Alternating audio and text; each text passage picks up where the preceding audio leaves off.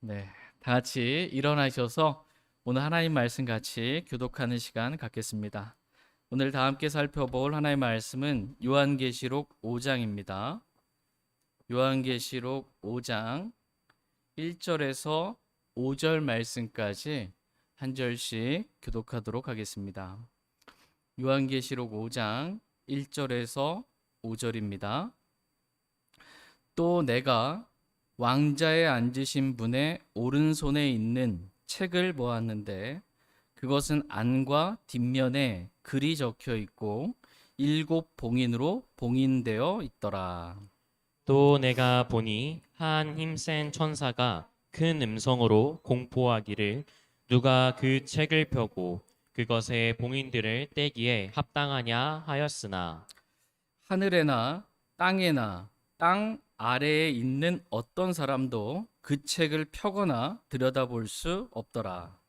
그 책을 펴서 읽거나 들여다보기에 합당한 사람이 아무도 보이지 아니하므로 내가 많이 울었더니 장로들 중 한 사람이 내게 이르되 울지 말라. 보라, 유다 지파의 사자 곧 다윗의 뿌리께서 이기셨으므로 그 책을 펴시고 그것의 7봉인을 떼시리라 하니라. 아멘. 잠시 말씀에 제가 기도하겠습니다. 네, 오늘 말씀의 제목은 내가 많이 울었더니입니다. 내가 많이 울었더니라는 제목으로 하나님 말씀 전하는 시간 갖도록 하겠습니다. 지금 사도 요한은 하늘에 올라가서 내가 많이 울었다고 이렇게 말씀하고 있습니다. 그냥 조금 운 것도 아니고요. 이 요한이 많이 울었다 이렇게 말씀해 주고 계십니다. 찬송가에 보면 저 하늘에는 눈물이 없네 이런 찬송 이렇게 기억나시죠? 근데 성경을 보니까 저 하늘에도 오늘 본문 말씀 보니까 저 하늘에도 눈물이 있다 이렇게 성경은 말씀해 주고 계십니다. 요한이 하늘에 올라가서 많이 운 거예요. 그럼 저 하늘에 눈물이 있어요, 없어요? 있어요. 근데 찬송가 가사는 저 하늘에는 눈물이 없다고 그러고 성경을 보니까는 요한이 많이 울었다고 그러고 눈물이 있다고 이렇게 말씀하고 계십니다. 그럼 찬송가가 맞아요? 성경이 맞아요? 예. 성경이 맞습니다. 예. 우리가 아무리 익숙하게 부른 그러한 찬송가 이런 가사가 성경과 다를 때는 우리의 믿음의 근거는 찬송가가 아닙니다. 찬송가는 사람이 쓴 거고요. 예, 성경 하나님께서 자신의 영감으로 기록해 주신 진리의 말씀입니다. 우리의 믿음의 근거는 성경 기록입니다. 예. 여러분의 이 체험과 그동안 삶에 살아왔던 그 체험과 성경 말씀이 달라요. 그럼 뭐가 옳아요? 네, 성경이 옳습니다. 네, 방언으로 주님을 뜨겁게 만났어요.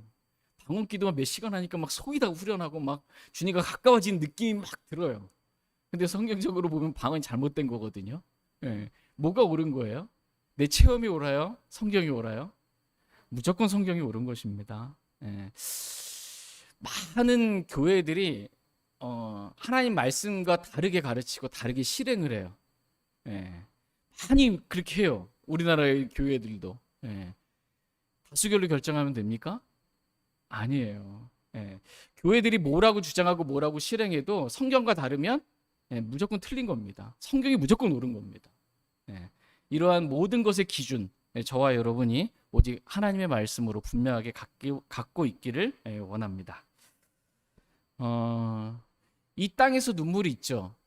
저 하늘에서도 눈물이 있다. 성경은 말씀하고 계세요. 근데 이 땅에서 우리가 눈물이 있다고 해서 우리가 매일 눈물만 흘리고 사는 건 아니잖아요.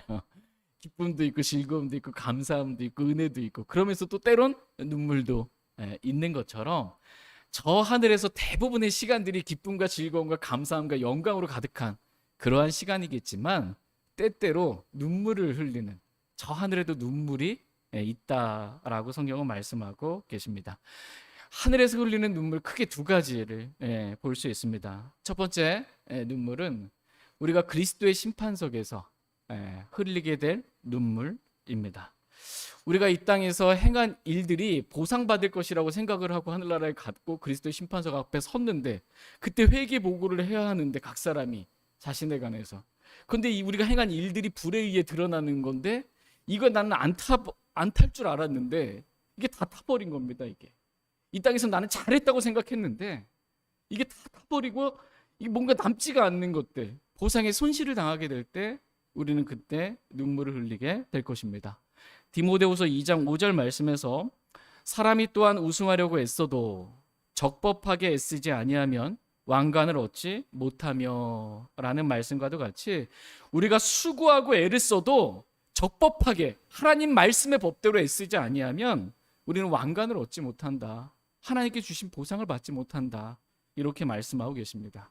우리가 하나님 말씀을 주의하지 않고 말씀과 상관없이 내 열심으로 뭔가 행했던 것들, 그것들이 보상의 손실을 당함으로 인해 우리는 그리스도의 심판석에서 눈물을 흘리게 될 것입니다. 내가 행한 일들이 금과 은과 보석으로 드러나지 않고 나무와 건추와 지프로 불에 의해 타는 것을 보고 우리는 눈물을 흘리게 될 것입니다. 왜 내가 좀 더 내가 죽고 하나님께서 내 안에 사시는 십자가의 삶을 살지 않고 내가 살아서 내 육신으로 행한 일들을 보면서 눈물을 많이 흘리게 될 것입니다. 두 번째, 우리가 하늘에서 흘리게 될 눈물은 구원받지 못한 사람들로 인해 눈물을 흘리게 될 것입니다. 구원받지 못한 사랑하는 가족과 친지와 이웃들이 하늘에 오지 못하고 지옥에 떨어진 것으로 인해 눈물을 흘리게 될 것입니다. 특별히 흰 왕자 심판석에서 내가 그때 복음을 전할 수 있었음에도 불구하고 성령님께서 복음을 전하라는 찔림을 주셨음에도 불구하고 복음을 전하지 않은 것으로 인해 그 사람이 불호수에 던져진 것을 보게 된다면 그때 많은 눈물을 흘리게 될 것입니다. 왜 그때 내가 복음을 전하지 않았나라는 그러한 책임을 통감하는 마음에 눈물을 흘리게 될 것입니다. 그때 우리가 하늘에서 눈물을 흘리지 않도록 하나님은 우리가 이 땅에서 눈물로 복음의 씨를 뿌리는 삶을 살라고 말씀하고 계십니다. 이 땅에서 더 많은 눈물을 흘리며 살아야 하늘에서는 좀 더 적은 눈물을 흘릴 수 있다라고 말씀해주고 계십니다.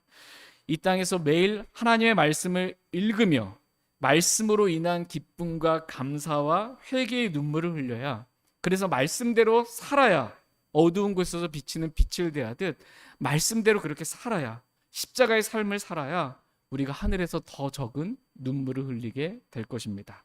이 땅에서 우리가 기도의 눈물을 많이 흘려야, 그래서 기도 응답받는 삶을 살아야 하늘에선 더 적은 눈물을 흘리게 될 것입니다. 이 땅에서 우리가 눈물로 복음의 씨를 뿌리는 삶을 살아야 하늘에서 우리가 더 적은 눈물을 흘리게 될 것입니다. 그러므로 저희 모두가 이 땅에서는 말씀과 기도와 복음으로 인해 많은 눈물을 흘리고 저 하늘에서는 적은 눈물만 흘릴 수 있길 원합니다. 그리스도로 인해 고난받으면서 이 땅에서는 많은 눈물을 흘리고 저 하늘에서는 그리스도와 함께 영광을 누리는 기쁨 또한 누릴 수 있기를 원합니다. 그렇다면 저 하늘에도 눈물이 있는데 이 눈물을 누가 언제 닦아주시는지에 대해서 말씀을 잠깐 살펴보겠습니다. 다 같이 요한계시록 21장 4절 말씀 보겠습니다. 요한계시록 21장 4절입니다.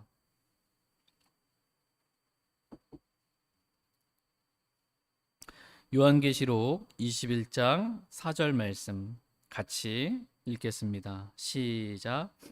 하나님께서 그들의 눈에서 모든 눈물을 닦아 주실 것이며 다시는 사망이 없고 슬픔도 울부짖음도 없으며 아픔도 다시는 없으리니 이는 이전 것들이 지나갔기 때문이라 하더라. 아멘.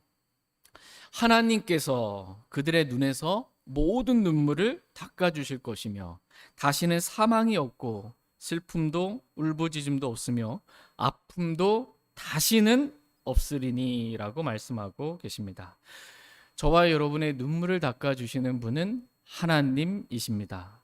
하나님께서 우리의 모든 눈물을 닦아 주신다고 말씀하고 계십니다. 또 언제 하나님께서 우리의 모든 눈물을 닦아 주세요? 보니까 이는 이전 것들이 지나갔기 때문이라. 그냥 이전 것. 지금 1절에 보시면 내가 새 하늘과 새 땅을 보았으니 이는 처음 하늘과 처음 땅이 사라졌고라고 말씀하고 계십니다. 그러니까 처음 하늘과 처음 땅, 지금 있는 하늘과 땅이 사라지고 새 하늘과 새 땅이 되었을 때, 그때 하나님께서 우리의 눈에서 모든 눈물을 닦아주실 것이다. 이 영원 세계로 들어가는 거예요. 그때는 우리가 이 땅에 있었던 일들에 대한 기억들을 주님께서 다 지워주실 겁니다. 지금 우리가 살면서도 망각이라는 게 있잖아요. 시간이 지나면서 망각하잖아요. 근데 이게 시간 지나면서 망각하지 않고 계속 또렷하게 떠오르면 내가 지었던 그 수많은 죄들이 계속해서 나를 떠나지 않고 계속해서 이렇게 있으면 얼마나 괴롭겠어요. 근데 주님 망각의 은혜를 주신 거예요. 좀 잊어버릴 수 있는. 근데 이제 새 하늘과 새 땅이 되었을 때는 이전 세상에 있었던, 이 땅에 있었던 모든 것들을 주님이 기억들을 다 지워버리시는 겁니다. 그리고 이제 새롭게 하시는 거예요. 그래서 영원에서는 우리가 예전에 있었던 일들로 인한 아픔, 슬픔, 고통 이런 것들이 없도록, 다시는 사망이 없도록 주님께서 그렇게 새롭게 만들어 주시는 것입니다. 영원에서 그래서 우리가 하나님과 함께 다시는 눈물이 없는 행복한 삶을 살아갈 수 있도록 하나님께서 은혜를 베풀어 주시는 것입니다.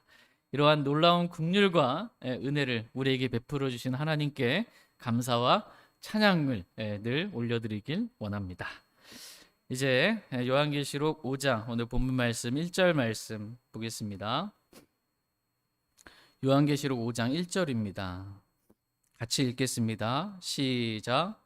또 내가 왕자에 앉으신 분의 오른손에 있는 책을 보았는데 그것은 안과 뒷면에 글이 적혀 있고 7 봉인으로 봉인되어 있더라. 아멘.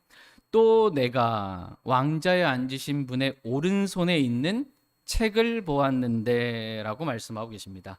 요한은 요한계시록 4장에서 이리 올라오라 라는 음성을 듣고 하늘로 올라가서 한 왕자와 그 왕자에 앉으신 분과 무지개와 24 장로들과 짐승들을 보았습니다. 그리고 5장에서 또 내가 보았는데 라고 이렇게 말씀하고 있습니다. 뭘 봤냐? 5장에서는 왕자에 앉으신 분의 오른손에 있는 책을 보았다라는 것입니다. 여기서 왕자에 앉으신 분은 여호와 하나님을 말합니다. 이 하나님의 이 오른손에 있는 이 매우 중요한 책을 지금 한 권 본 것입니다. 이 성경에 보면 많은 책들이 나옵니다. 근데 여기서 하나의 책을 본 것입니다. 하나님의 오른손에 있는 한 권의 책을 봤습니다. 근데 그 책을 이렇게 딱 보니까 그 책의 안과 이 뒷면에 글이 적혀 있는 겁니다. 그리고 7 봉인으로 봉인이 된 그러한 책을 본 것입니다. 그러니까 요한은 하늘에서 요한이 본 그 책은 지금 우리가 이렇게 보통 보고 있는 이렇게 네모난 이 책으로 이렇게 돼 있는 책이 아니고요. 두루마리 형태의 책을 이렇게 본 겁니다. 두루마리가 이렇게 말려 있을 때 안에 이렇게 있고 겉에도 밖에도 이렇게 기록된 게 말았을 때 안과 겉이 다 이렇게 보이는 그러한 두루마리로 된 그러한 책을 보게 된 것입니다. 이 두루마리 책의 안과 뒷면에 무슨 내용의 글인지는 모르겠으나 어쨌든 글이 안과 밖에 글이 적혀 있는 것을 본 것입니다. 보통은 이렇게 두루마리 안에다가만 글을 보통은 기록을 하는데 이 뒷면에도 글을 기록했다라는 것은 이 한정된 지면에 하시고 싶은 말씀이 참 많으신 거예요. 그래서 안에도 쓰고 뒷면에도 이렇게 하나님께서 글을 쓰셨습니다. 우리에게 해주고 싶은 말씀이 참 많으시다라는 것입니다. 그런데 그 책이 7 봉인으로 봉인된 것입니다. 7 봉인이에요. 7은 성경에서 완전수입니다. 그러니까 완전하게 봉인된 그 책을 요한이 본 것입니다. 봉인을 한 자 외에는 알 수 없는 비밀에 가려진 그러한 책이 있는 것입니다. 하나님의 오른손에 있는 7 봉인으로 봉인된 이 책이 무엇인지에 대해서 사람들이 많이 궁금해 합니다.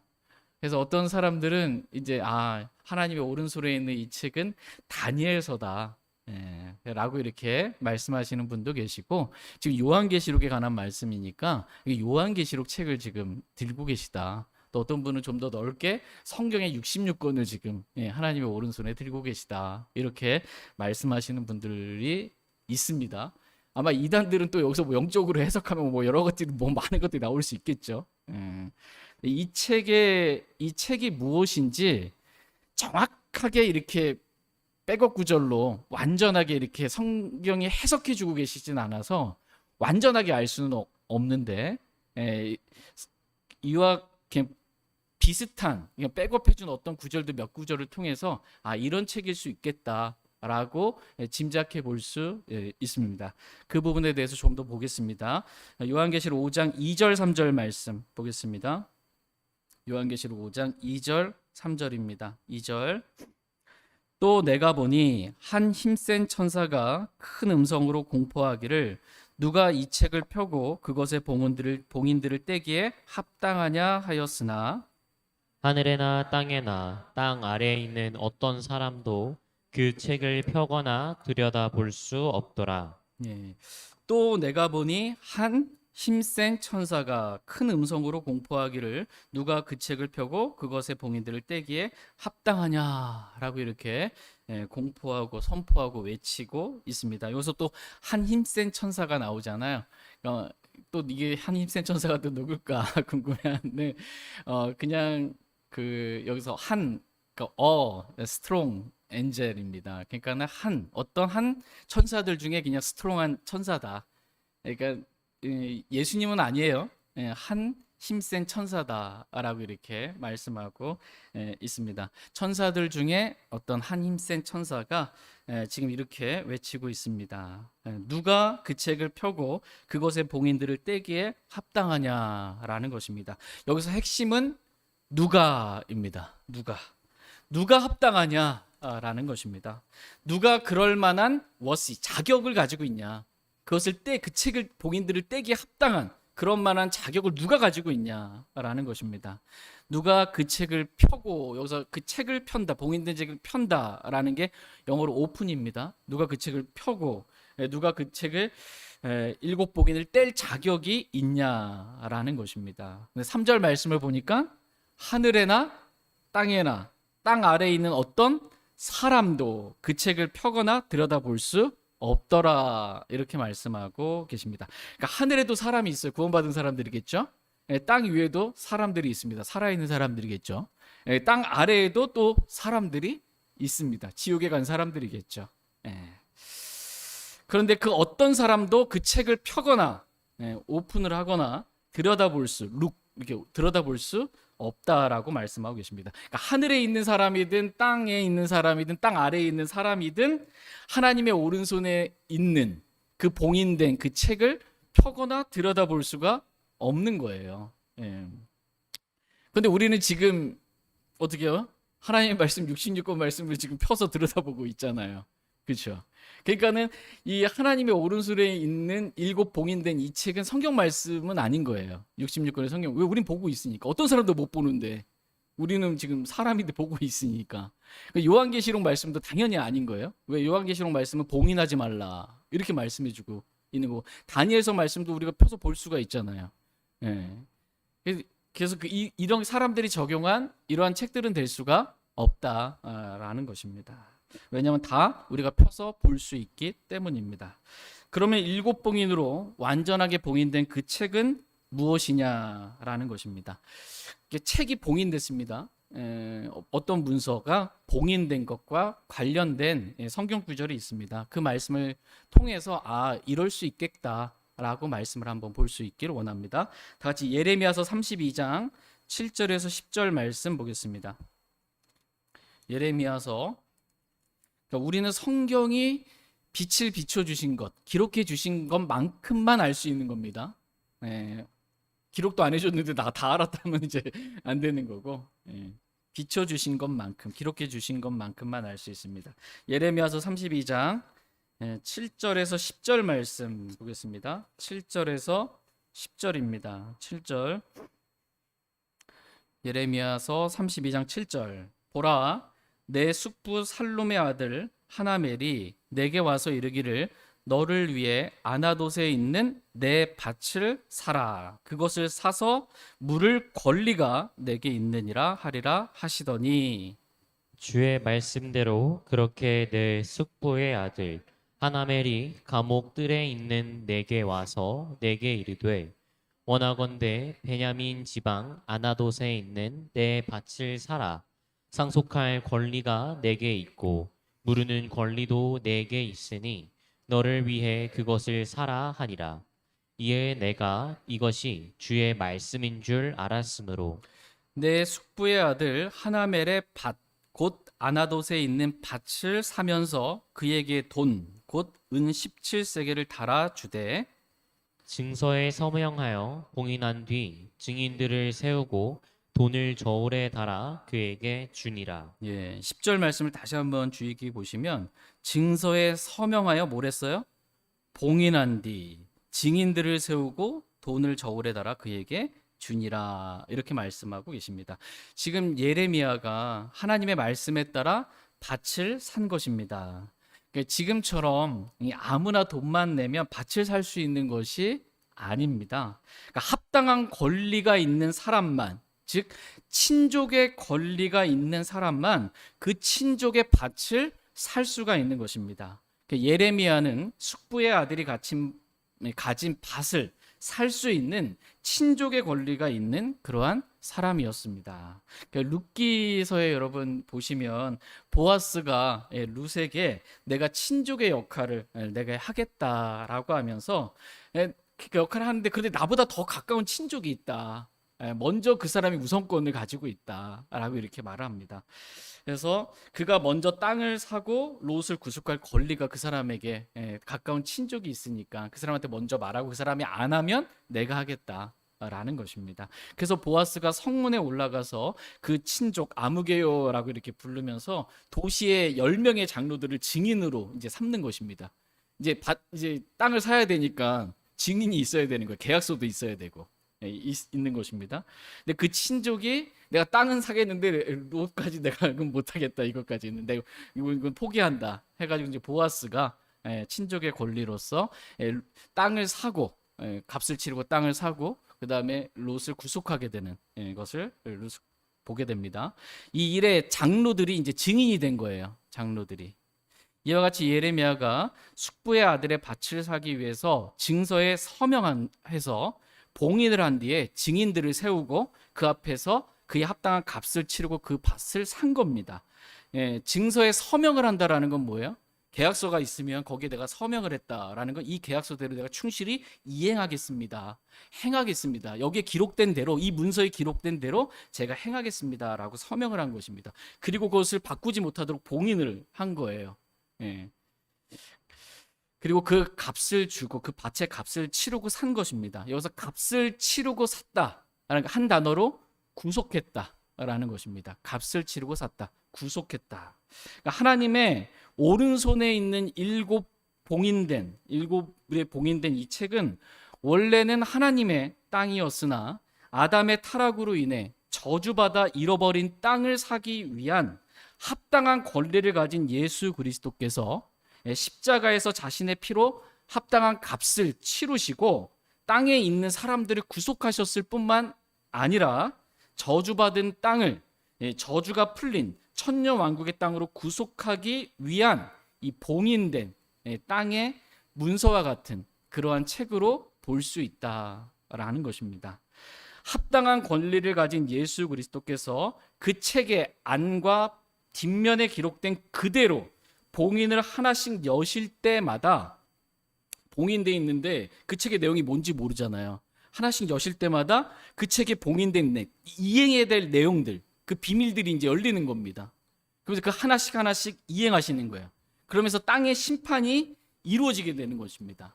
그래서 예수님께서 이 봉인 하나씩 떼실 때마다 땅의 심판을 이행하시는 것입니다. 그래서 결국 7봉인이 다 열리면 완전하게 봉인이 열리는 거잖아요.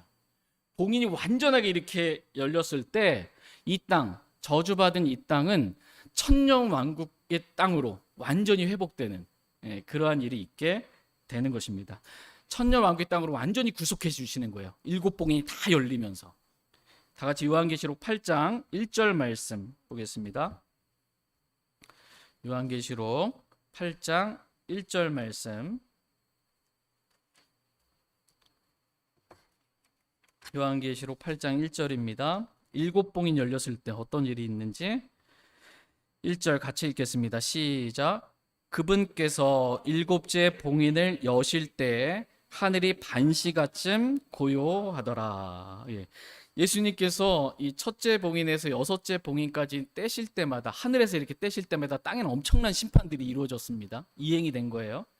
네, 하늘에서의 일이 지금 땅에 직접적인 영향을 준 거예요. 여섯째 봉인까지. 근데 일곱째 봉인을 여실 때 보니까 하늘에서 고요하더라. 얼마만큼? 반 시간쯤 고요하더라. 그러니까 우리 시간으로 보면 반 시간이니까 30분쯤 하늘에서 고요한 겁니다.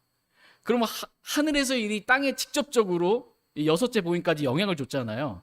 그럼 일곱째 봉인을 열을 때 하늘에서 고요하면 땅도 어떨까요? 고요한 것입니다. 땅도 고요한 것입니다.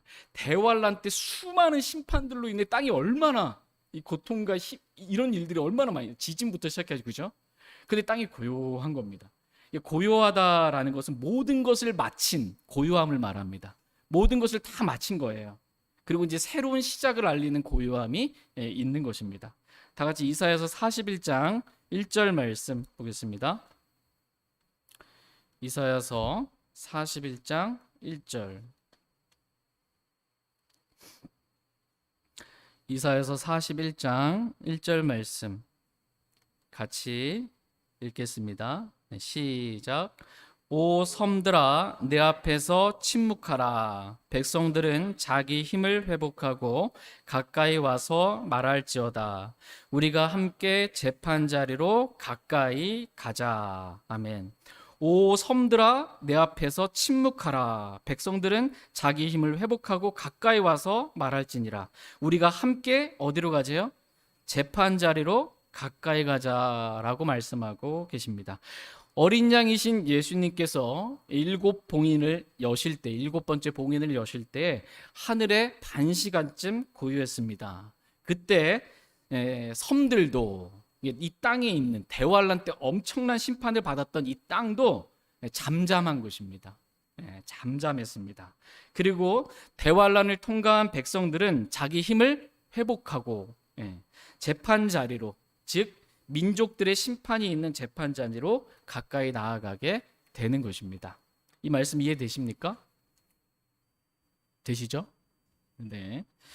그래서 모든 봉인이 이제 딱 풀린 거잖아요. 모두 일곱 번째 봉인까지 다 이렇게 풀리고 하늘에 반 시간쯤 고요함이 있고 섬들도, 이 땅들도, 지금 그렇게 심판을 받았던 이 대환란 때의 땅도 고요한 것입니다. 모든 것이 완료가 되고 이젠 봉인이 쫙 풀리면서 천년 왕국으로 새롭게 이렇게 지금 새 땅으로 새롭게 회복이 되는 것입니다.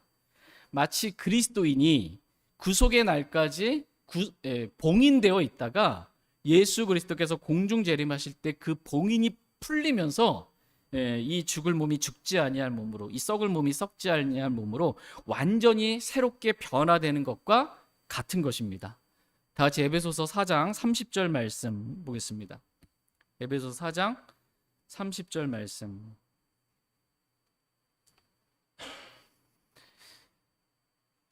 에베소서 4장 30절 같이 읽겠습니다. 시작. 하나님의 거룩하신 영을 슬프게 하지 말라. 그분에 의해 너희가 구속의 날까지 봉인되어 있느니라. 아멘. 하나님의 거룩한 영을 어떻게 해요? 슬프게 하지 말라. 이렇게 말씀하십니다. 우리가 이 땅에 살면서 육신을 따라 살 때, 하나님 말씀과 다르게 살 때 하나님의 거룩한 영이신 성령님께서는 우리 안에서 슬퍼하십니다.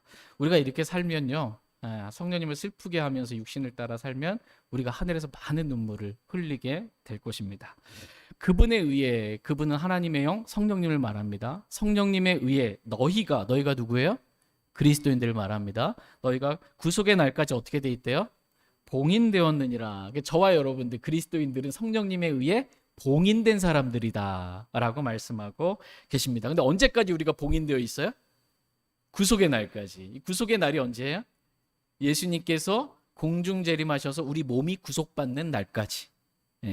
그때까지 우리가 성령님에 의해 봉인되어 있다라고 말씀하고 계십니다. 근데 이 봉인이 딱 풀리게 되는 거예요. 이 봉인이 풀리게 되면 예수님께서 공중 재림하실 때 우리의 몸이 어떻게 봉인이 딱 풀리게 됐을 때 예? 죽을 몸이 죽지 아니할 몸으로, 썩을 몸이 썩지 아니할 몸으로 완전히 새로운 몸으로 짠 하고 이렇게 봉인이 풀리면서 완전히 새롭게 이게 변화받게 되는 것입니다. 예. 여러분 어렸을 때 혹시 그 장난감 중에 정확한 기억이 나지 않는데 무슨 동그란 뭐 장난감 조그마한 게 있어요. 근데 얘가 이제 딱 뭔가에 락이 걸려 있어요. 봉인되어 있어요. 근데 얘를 딱 던지잖아요. 얘가 이게 락이 딱 풀리면서 뭔가 새로운 것도 딱 튀어나오는 그런 장난감 혹시 본 적 있으세요? 예. 이 봉인이 마지막 봉인이 탁 해제되면서 완전히 새로운 게 나오는 거예요. 저와 여러분의 이 몸이 성령님에 의해서 우리가 봉인되어 있다가 이게 풀리면서 완전히 새롭게 되는 겁니다. 영광스러운 부활의 몸을 입는 것처럼 이 땅도 이 땅에 대한 이 문서 이게 하나씩 봉인이 하나씩 떼면서 마지막 7번째 봉인이 탁 이게 열리는 순간 저주받은 이 땅이 완전히 새로운 천년왕국의 에덴 동산과 같은 땅으로 짠 완전히 새롭게 이렇게 봉인이 풀리게 되는 그러한 일이 있게 되는 것입니다. 이와 같이 이제 아담의 범죄로 말미암아 저주받은 이 땅이 친족의 권리를 가진 마지막 아담이신 예수 그리스도께서 합당한 값을 치르시고 모든 봉인을 여심으로 저주받은 땅을 저주받기 이전의 땅으로 완전히 회복시키는 구속하시는 일이 일어나게 되는 것입니다. 이 일의 증인들이 지금 하늘에서 24 장로들이 증인들이 이걸 보고 있는 것입니다. 어린 양께서 그 봉인된 책을 취하시고 그것을 떼시고 어떤 일들이 일어나는지 그 증인들이 24 장로들이 증인들로 있는 것입니다. 그 24 장로들이 주의 피로 우리를 구속하신 예수 그리스도께서 이 땅을 구속하심으로 인해 우리가 구속받은 땅에서 천년왕국의 땅에서 통치하게 된다라고 주님을 찬양하고 있는 그러한 말씀이 이어지고 있습니다. 다 같이 요한계시록 5장 9절 10절 말씀 보겠습니다. 요한계시록 5장 9절 10절입니다. 9절 증인들이 지금 구속받은 이 24 장로들이 뭐라고 찬양하고 있는지 9절 그들이 새 노래를 불러 이르되 주께서는 그 책을 취하여 그 책의 봉인들을 열기에 합당하시니이다. 주께서 죽임을 당하시고 주의 피로 모든 족속과 언어와 백성과 민족 가운데서 우리를 구속하사 하나님께 드리셨으며 또 우리 하나님을 위해 우리를 왕과 제사장으로 삼으셨으니 우리가 땅에서 통치하리이다 하더라. 지금 24 장로들이 새 노래를 불러 자신들을 구속하신 주님을 찬양하고 있습니다. 새 노래가 뭐냐? 구속에 대한 찬양입니다. 주께서 그 책을 취하여 그 책의 봉인들을 열기에 합당하시니이다. 주께서 죽임을 당하시고 모든 족속과 언어와 백성과 민족 가운데서 우리를 어떻게 해요? 구속하사 하나님께 들이셨으며 라고 말씀하고 계십니다. 그러니까 말씀의 핵심 단어들을 한번 여러분 쫙 보시기 바랍니다. 7 봉인돼 있어요. 봉인된 책이 있는데 그 책을 주께서 취하셔서 열기에 합당하다라고 말씀하고 계십니다. 그러니까 첫사람 아담에게 통치하라고 주어진 그 땅을 마지막 아담이신 주 예수 그리스도 그 땅을 구속하시기에 합당한 것입니다. 이렇게 책에 봉인이 나온 다음에 그 다음에 우리를 구속하셨다가 나오는 거예요. 이 봉인된 이 책은 뭐가 관련이 있나 보니까 구속과 관련이 있다. 값을 치르고 사는 것과 관련이 있다라는 그러한 찬양이 나오면서 그러면서 우리가 땅에서 통치하리라 이러한 말씀이 나오고 있습니다. 그러니까는 봉인된 책, 그 구속과 관련이 있는데 값을 치르고 구속하는 건데 뭘 구체적으로 보냐? 땅과 관련이 있구나라는 것을 말씀의 흐름을 통해서 좀 알 수가 있습니다. 그러니까 구속받은 땅에서 즉 천년 왕국 땅에서 통치하게 된다라는 것입니다. 그러므로 하나님의 오른손에 있는 7 봉인으로 봉인된 책은 땅을 구속하기 위한 봉인된 증서와 같은 것임을 알 수 있다. 이렇게 살펴볼 수 있습니다. 말씀을 이렇게 보여주신 대로 이렇게 말씀과 말씀 연결해 봤을 때 이게 가장 합당한 해석인 것 같다라고 말씀을 드립니다. 요한계시록 이제 5장 4절 말씀 보겠습니다. 요한계시록 5장 4절 같이 읽겠습니다. 시작. 그 책을 펴서 읽거나 들여다보기에 합당한 사람이 아무도 보이지 아니하므로 내가 많이 울었더니. 그 책을 펴서 읽거나 들여다보기에 합당한 사람이 아무도 보이지 아니하므로 내가 많이 울었더니라고 이렇게 말씀하고 계십니다. 요한이 하늘에서 운 이유는 봉인된 책을 펴서 읽거나 들여다보기에 합당한 사람이 하늘에서나 땅에서나 땅 아래에서나 아무도 보이지 아니함으로 인해 운 것입니다. 누가 이 봉인된 책을 열어서 그 책의 내용이 뭔지 알려주면 좋겠는데 그 책을 펴서 읽거나 들여다보기에 합당한 사람이 아무도 보이지 아니하므로 요한은 하늘에서 운 것입니다. 답답해서 운 거예요. 하나님의 오른손에 뭔가 귀중한 그 책이 있는 것 같은데 그 앞뒤로 이렇게 글이 써져 있는데 뭔지는 모르겠는데 7봉인으로 완전하게 봉인돼서 알 수는 없는데 이거 누가 좀 떼서 그 책에 뭐라고 기록되어 있는지 하나님께서 기록하신 그 책에 뭐라고 기록되는지 좀 알려줬으면 좋겠는데 아무도 합당한 사람이 없다라는 거예요. 나에게 이 말씀을 알려줄 사람이 없다라는 그 답답함으로 인해서 운 것입니다. 그러니까 말씀을 알 수 없는 답답함, 이것으로 인해 운 것입니다. 저와 여러분들도 하나님 앞에 나아가 많이 울기를 원합니다. 하나님 말씀 읽어도 무슨 말인지 제가 모르겠습니다. 도대체 제 눈을 좀 열어주셔서 하나님 법 안에서 나오는 또 놀라운 것들 제가 좀 볼 수 있게 말씀의 빛을 좀 비춰주십시오라고 이렇게 주님께 구하고 울 수 있기를 원합니다. 말씀을 붙잡고 우는 것입니다. 그러니까 이 땅에서는 우리가 말씀을 붙잡고 많이 운 사람은 하늘에서 조금 울게 될 것입니다. 이 땅에서 기도의 눈물을 많이 흘린 사람은 하늘에서 조금 울게 될 것입니다. 이 땅에서 눈물을 흘리며 복음의 씨를 뿌린 사람은 하늘에서 조금 울게 될 것입니다. 저희 모두가 이 땅에서는 많이 울기를 원합니다. 주님 안에서 행복하기도 하지만 그리스도와 함께 고난받음으로 인해 말씀으로 인해 기도로 인해 복음으로 인해 많이 울기를 원합니다. 그래서 하늘에서는 우리가 많은 보상을 받고 조금만 울었으면 좋겠습니다. 이렇게 많이 울고 있는 요한의 눈물을 우리 주 예수 그리스도께서 닦아 주실 것입니다. 다 같이 요한계시록 5장 5절 말씀 보겠습니다. 요한계시록 5장 5절입니다. 같이 읽겠습니다. 시작. 장로들 중 한 사람이 내게 이르되 울지 말라. 보라, 유다 지파의 사자 곧 다윗의 뿌리께서 이기셨으므로 그 책을 펴시고 그것의 7봉인을 떼시리라 하니라. 아멘. 많이 울고 있는 이 요한에게 장로 한 사람이 말합니다. 울지 말라.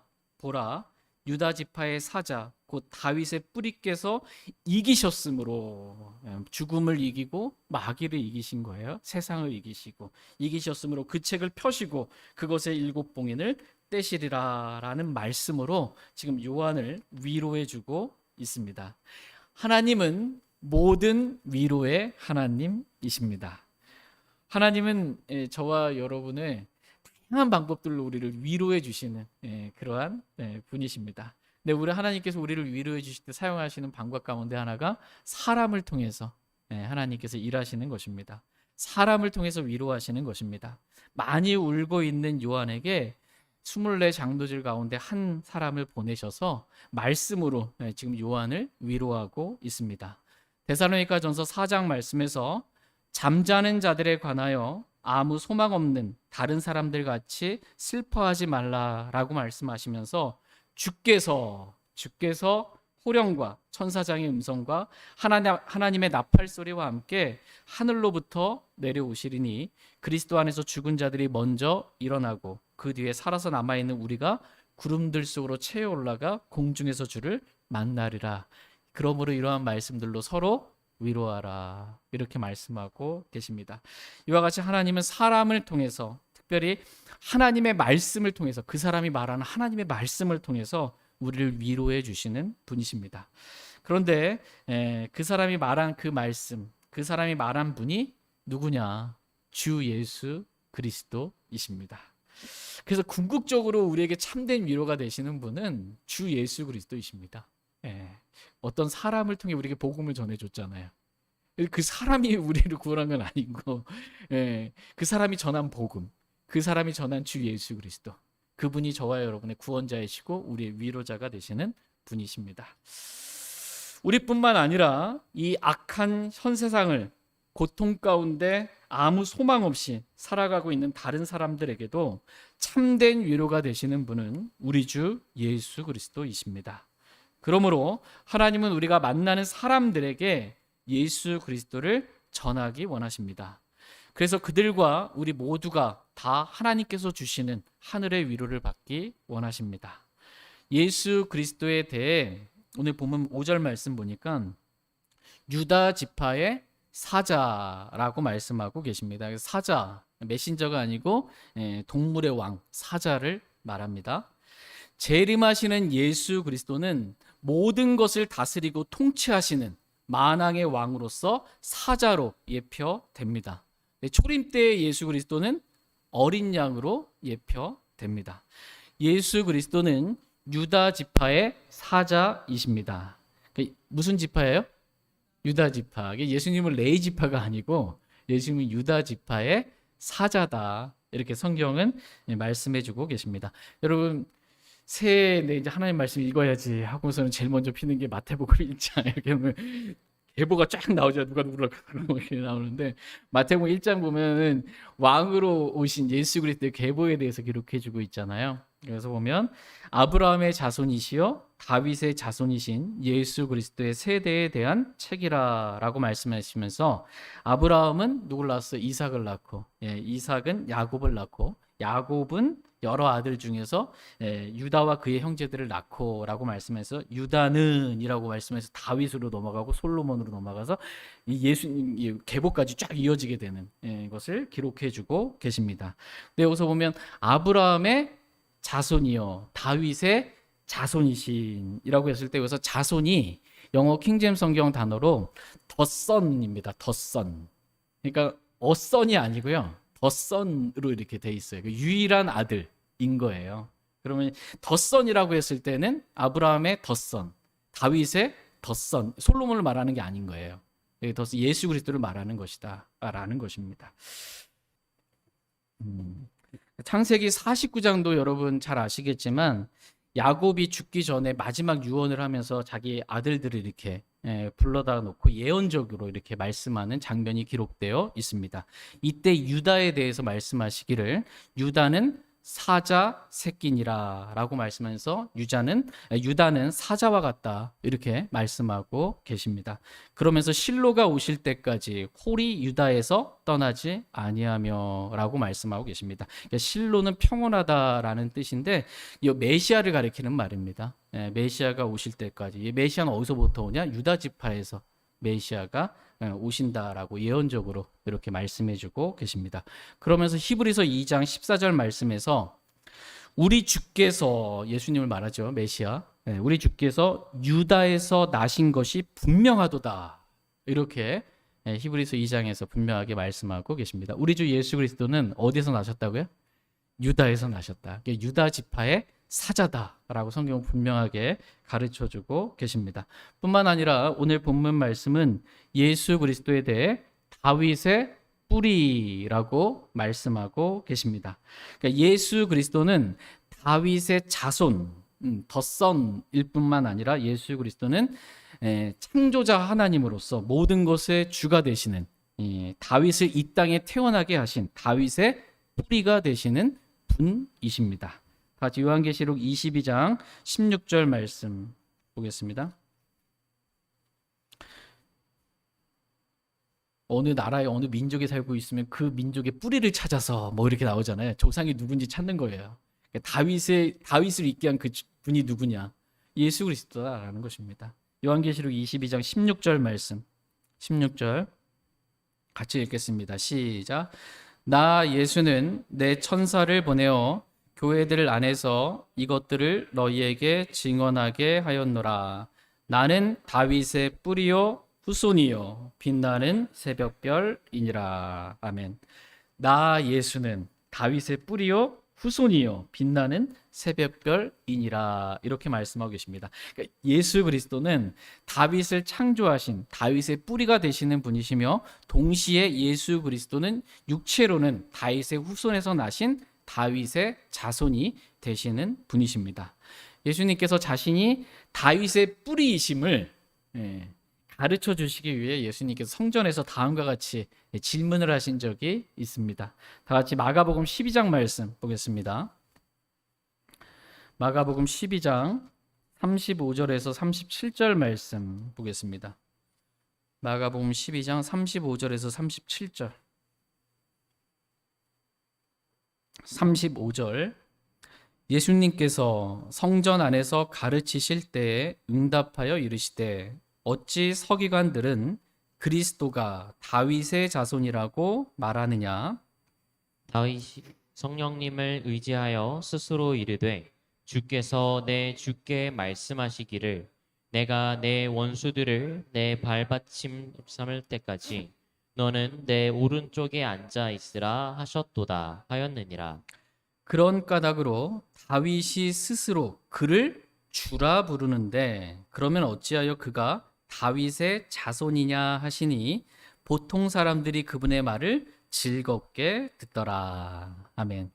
예수님께서 성전 안에서 가르치실 때에 어찌 서기관들은 그리스도가 다윗의 자손이라고 말하느냐라고 이렇게 물으십니다.